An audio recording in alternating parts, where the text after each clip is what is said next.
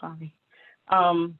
We have our code enforcement officers, Larry Johnson and Orlando Flores. We have business license here as well. I think Katie's going to be here to be a part of business license along with myself. And we have inspectors. So the apartment community managers as well.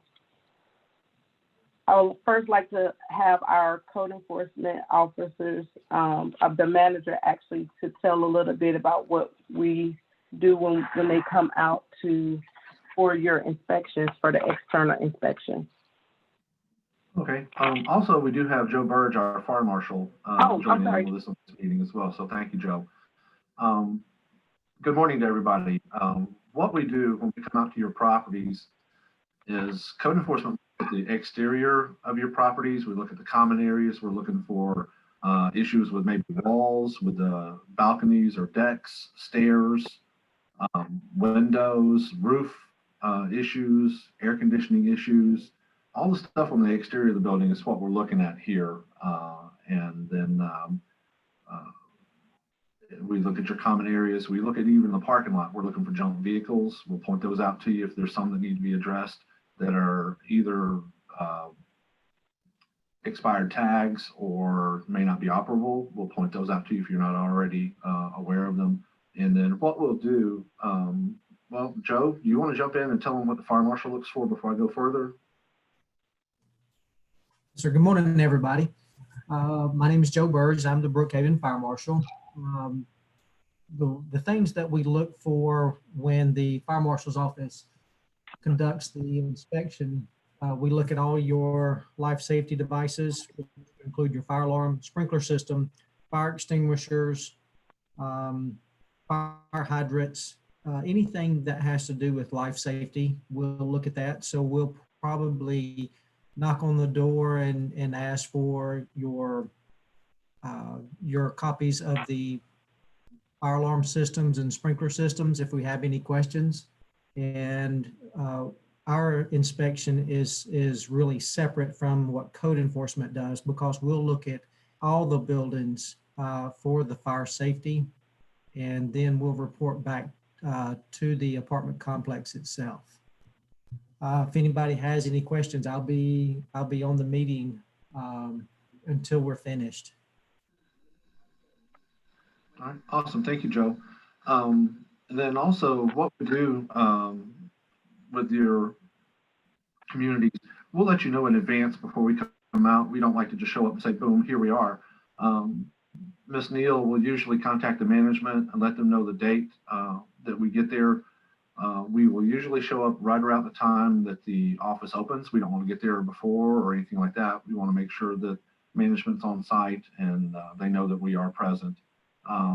If you've got a sprawling, what I call a sprawling type setup with your buildings, we'll ask for a layout of them so we can kind of divide those up between our officers, so we'll know who's expecting what buildings, and we'll be a little more organized there. When we complete our inspections, what we'll do is we'll come back to the office. We will make our notes. We download pictures. We do take pictures while we're out there of the violations or the opposites that need to be repaired.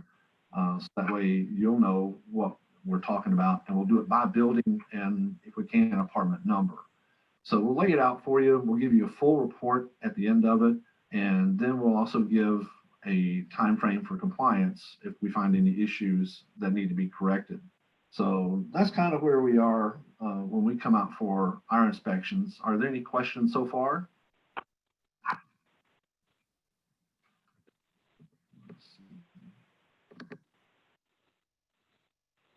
Okay.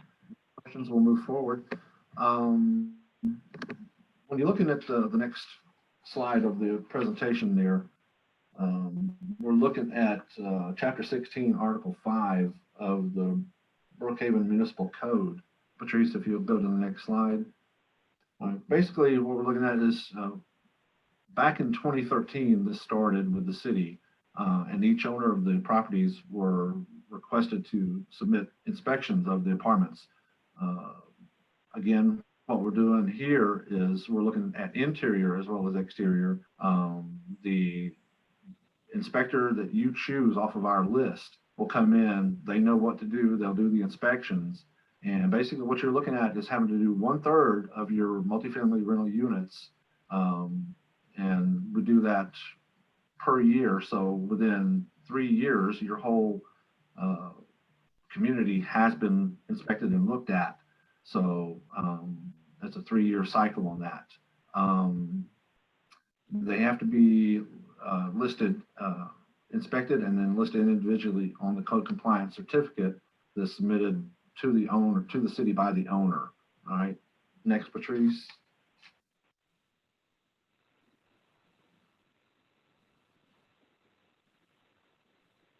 There we go. All right. According to section 16103 of the Brookhaven Municipal Code, the interior evaluations of the multifamily rental units, the interior evaluations are conducted to ensure compliance with the International Property Maintenance Code, the Life Safety Code, which are whatever the existing provisions are at that time, and the International Fire Code is where they're all looked at here. What we're basing off of here, according to this, is the 2006 International Property Maintenance Code and the 2006 International Fire Code. I believe these have been updated, where I think we're looking at least now at the 2015 or 2018. Joe, what are you guys looking at? We are looking at the 2018 International Fire Code. Okay, that's what I thought. Okay, just wanted to make sure. All right, next slide.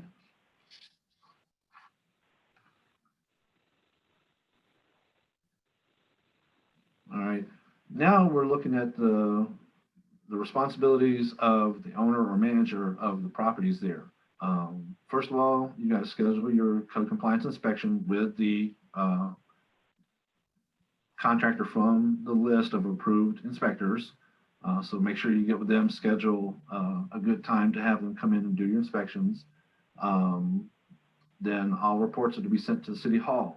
A lot of you are aware that the city is now using a third-party company to issue and handle some of the business license issues.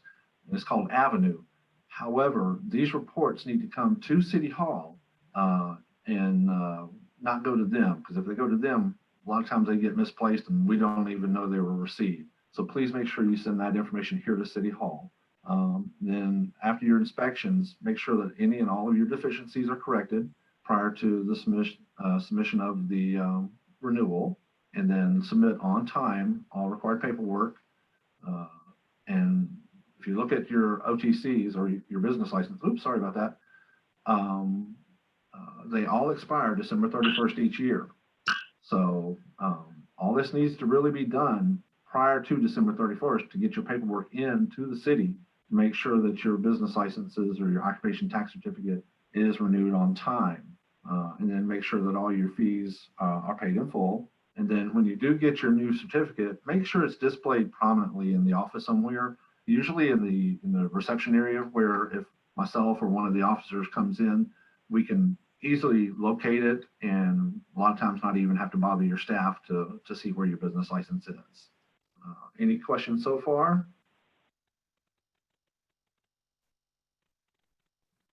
Let's see. We got one here okay. Avery has asked for the renewal application that's still mailed into Avenue, correct? And the documents for the Yes. inspections go to city. That is correct. Yes, yes, that is correct. All right. Tanya, anything else that I may have overlooked or gone short on here? Just make sure that we want to make sure that you all are made aware that submitting your inspections is different from your business licenses. In order for us to properly make sure that the ordinance is being upheld, we have to make sure that your inspections are done before your business license is even given out to you all, or issued. So we have to have that information to us first, because it's a process. It goes through us. It comes to me at the city hall. From me, we go through our building official, which he checks to make sure everything is in compliance. And then we coordinate with Avenue. A lot of the information that we have received in past has been that we just give out the information and you don't know what day or time we're accepting it, but we accept them Monday through Friday. So please adhere to that information. Thank you. Okay.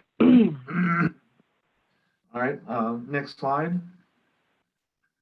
Now we're going to be kind of going into Joe Burge's area with the fire code issues. Joe, if you want to jump in and talk about the Knox boxes. The Knox box is a box that first responders that include the cab fire rescue, as they provide fire truck access or fire truck response to the city of Brookhaven, Brookhaven Police Department, as well as maybe DeKalb Sheriff's Office, and also ambulance responses.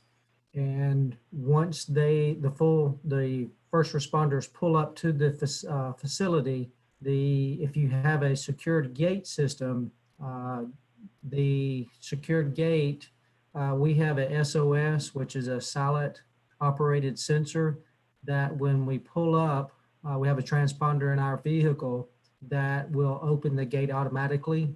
But if the SOS system fails, we do have a key that we can open up the Knox box so we can gain access onto the property. And typically there is also a Knox box at the main building for the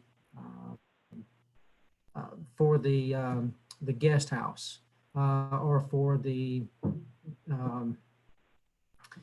leasing office. I apologize. My mind went totally blank there for a second. And that would allow first responders to gain access onto or into the building during after hours emergencies. So they're not waiting around for a key holder to respond to the facility so they can gain access to check to see if there's any emergencies.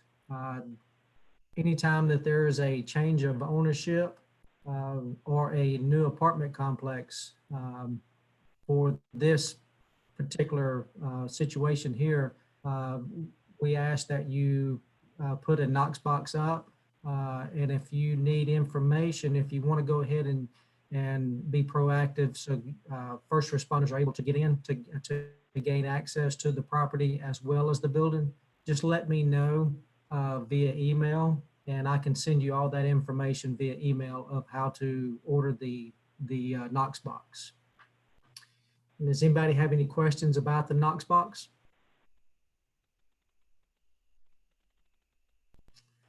Again, you can find my email address on the webpage, the Brookhaven webpage, or I can give it to you real quick. My email address is Joe, Burge, that's BURGE, at brookhavenga.gov. Thank you again.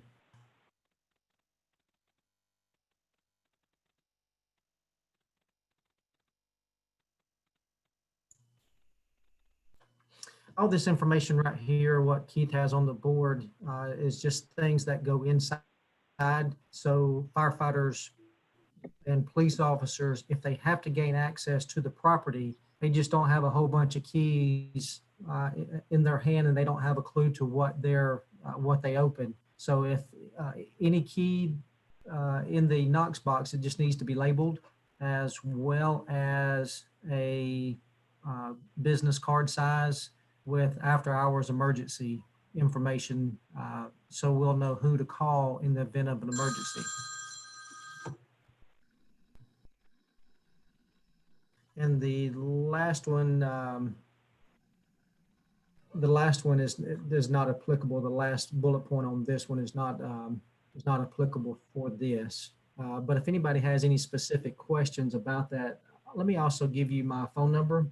My phone number is 404-637-0564.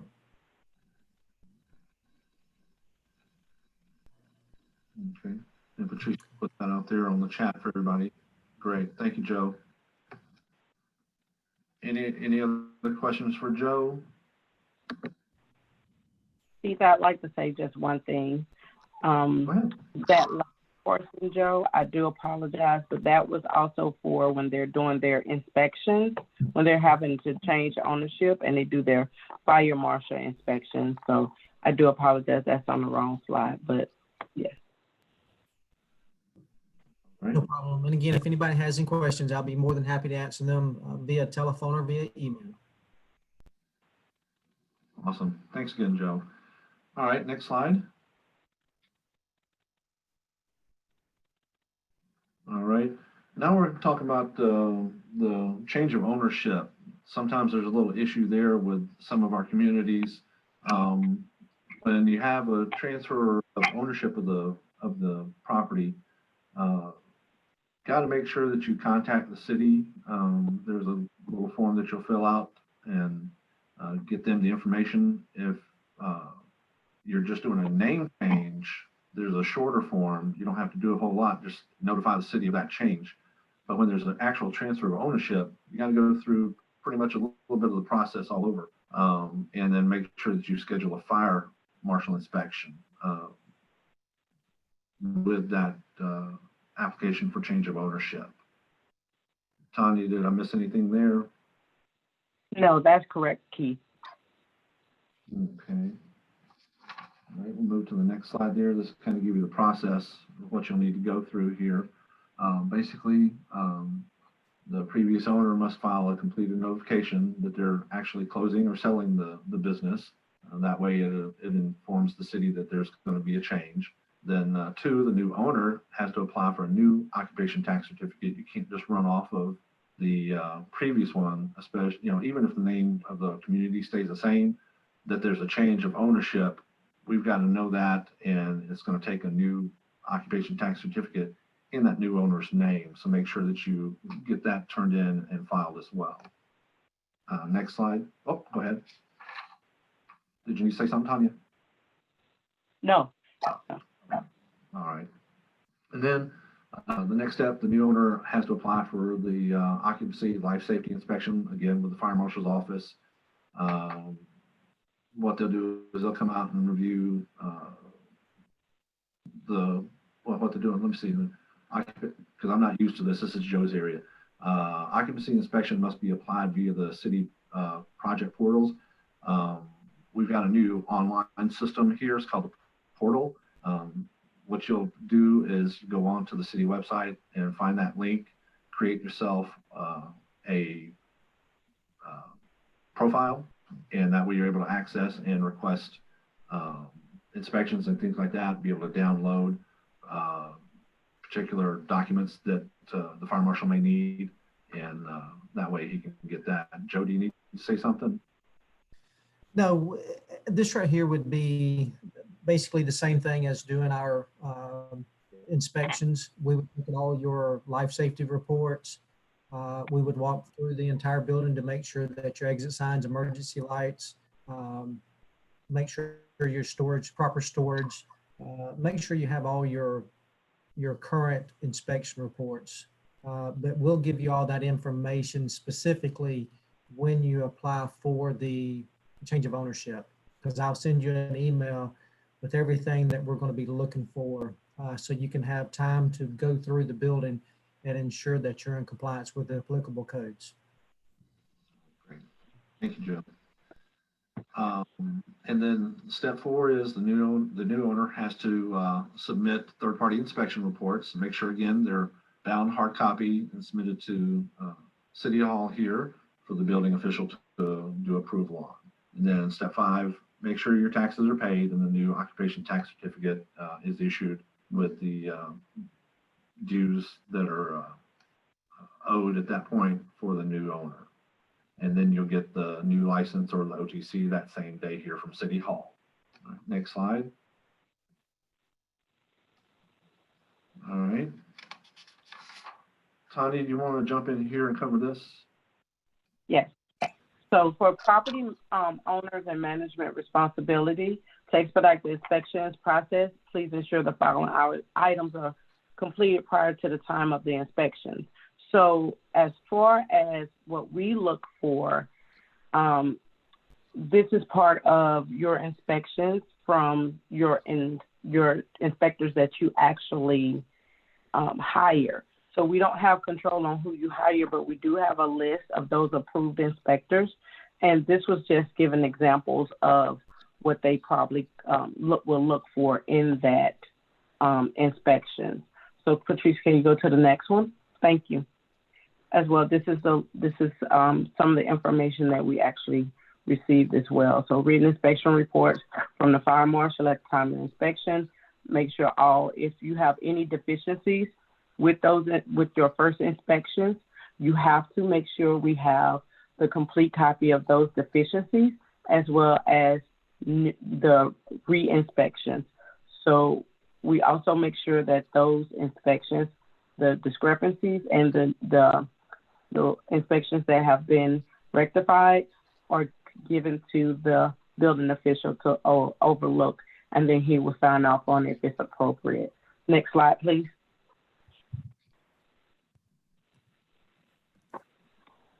I could do this one, Keith. For the inspectors responsibilities are to complete the inspection.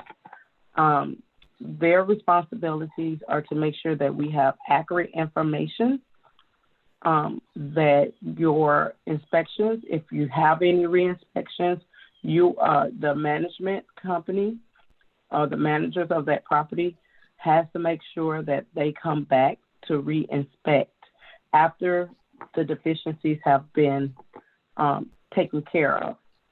Make sure that your signature is on each unit that you inspect. If you have someone else that is not an approved inspector, that inspection will be voided out.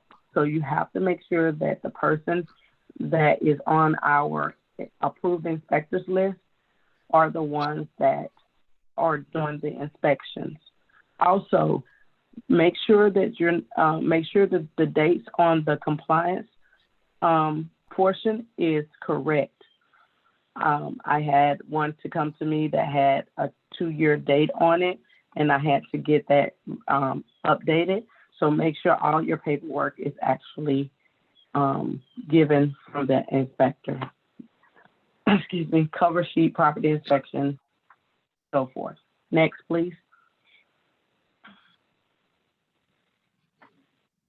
So this is an example of the form that the inspectors will use. You'll see the house, the name, the address, the inspector that did the inspection, the date, if that unit was occupied or not, any of the rental units, the standards, minimum standards that we require, if they pass, if they fail, and any actions required. At the bottom is signed and date by the certified inspector that actually came out and did the inspection. Next, please. Excuse me. So I look for this sheet as well when you turn it, when the inspectors turn in your book or when the management company turns in the book. The total number of unit is a third of the unit. How many number of units that you actually have is under the total number, the number that has been inspected.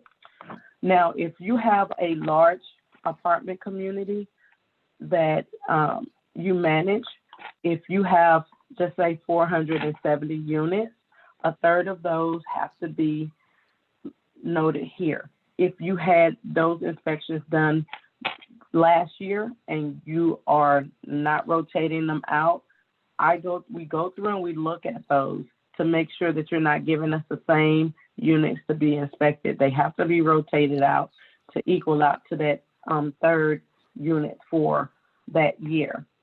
So even if you're omitting an inspection on a unit, please make sure you note that and give us the reason why, so we'll know that it's going to come up on your next inspection. If you're doing renovations, that may be omitted, and just make sure you catch it at your next inspection.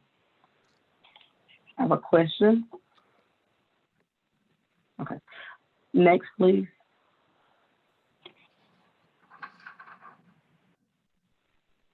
Again, this is just another form for the inspectors to fill out to make sure all the information is correct, the number of units, and so forth and so on. So make sure that the inspectors are filling this out, not the property management company, not the staff, but the inspectors. They're responsible for that.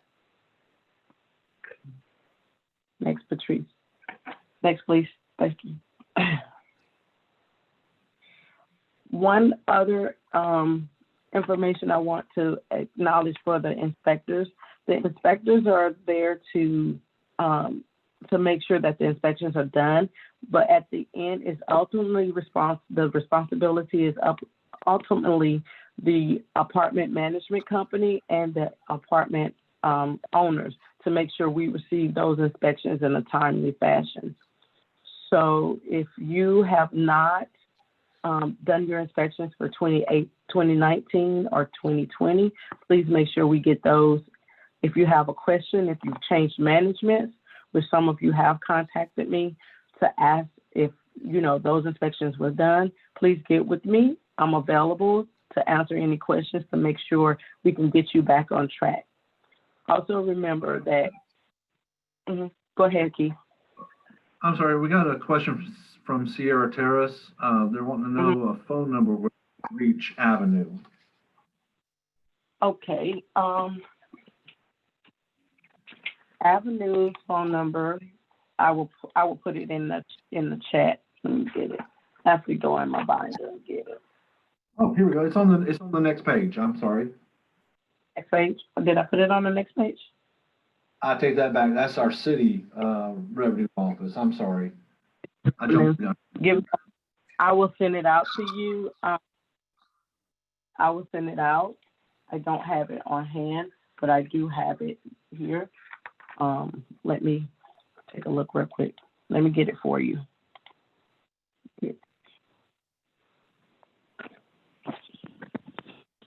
Any other questions?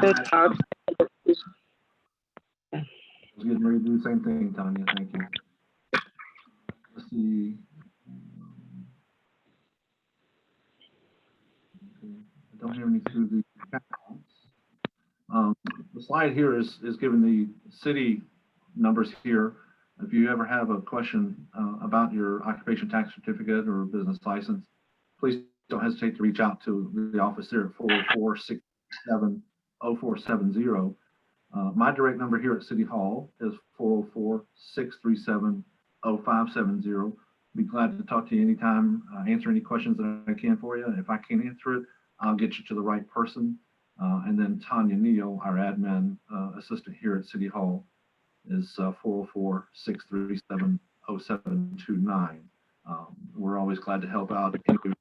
That's what we're here for. We're here to help you folks out and make sure that you're getting the things that you need on time.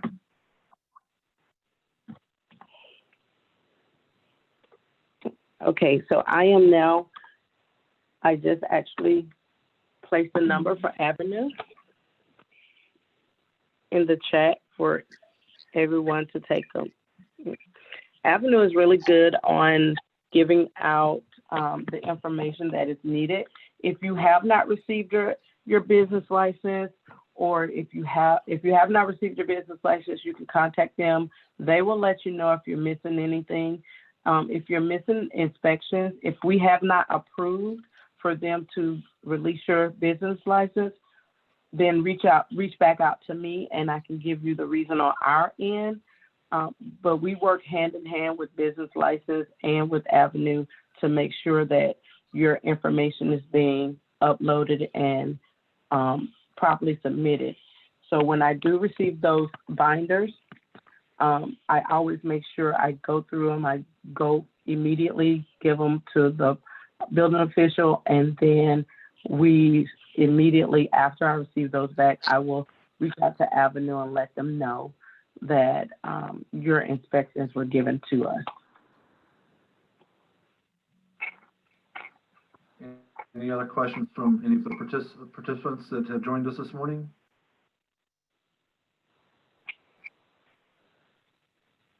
Okay, I don't see anything coming through on the chat. Patrice, can you think of anything that we may have overlooked that we need to cover before we let everybody enjoy the rest of their day? Nope, I think that was it. And I've recorded the video, so we'll share that and the PowerPoint with the list that Tanya sent the notification out to. Yeah. We did have a hand raised in the participants. The Okay, I didn't see that one. allow them to talk. Okay. Miss Riddle. Yeah, I was just wondering, we haven't had a huge issue with it yet, but you know, COVID has caused some of the tenants to refuse us access to the unit. So I'm just wondering, are we going to have a margin of error this year on account of that? Okay. Well, go ahead, Patrice. I'm sorry. Oh, no problem. I was going to say the department has not had that specific question yet. So if you are having an issue, just make sure that you're staying in communication with Tanya and Keith so they're aware of any COVID specific, you know, delays with your inspections, and we'll coordinate with you on it. Okay, perfect.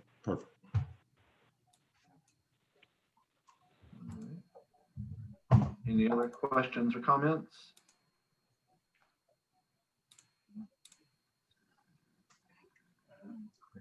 Okay. Mhm.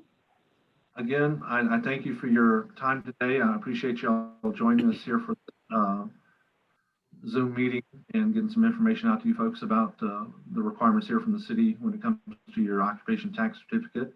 And hope you have a great day. Tanya, is there anything else you need to say before closing out?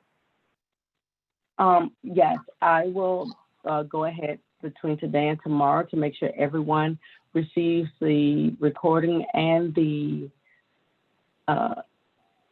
what else?